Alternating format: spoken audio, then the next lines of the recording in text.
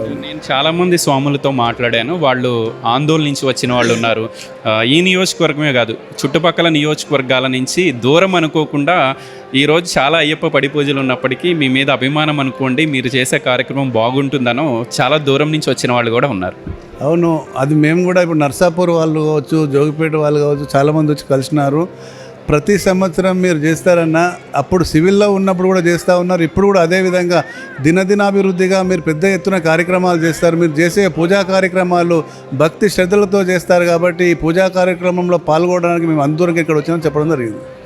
చాలామంది మీ కార్యక్రమాలు కవర్ చేసినప్పుడు నన్ను అడుగుతూ ఉంటారు, కొంతమంది కామెంట్లు కూడా పెడుతూ ఉంటారు. ఖర్చుకు వెనకాడకుండా నరసింహగౌడ్ గారు చాలా అద్భుతమైన కార్యక్రమాలు తీసుకుంటూ ఉన్నారు. ఎందుకంటే ఇంత కార్యక్రమం అద్భుతంగా జరగాలి అంటే చాలా ఖర్చు వస్తుంది. ఏం చెప్తారు, మీ ప్రజల కోసమేనా ఇదంతా?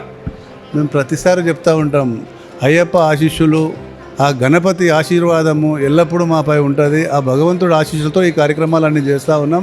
ఖర్చు అనేది ఏముంది, భగవంతుడు ఇస్తున్నాం, మేము పెడుతున్నాం అంతే.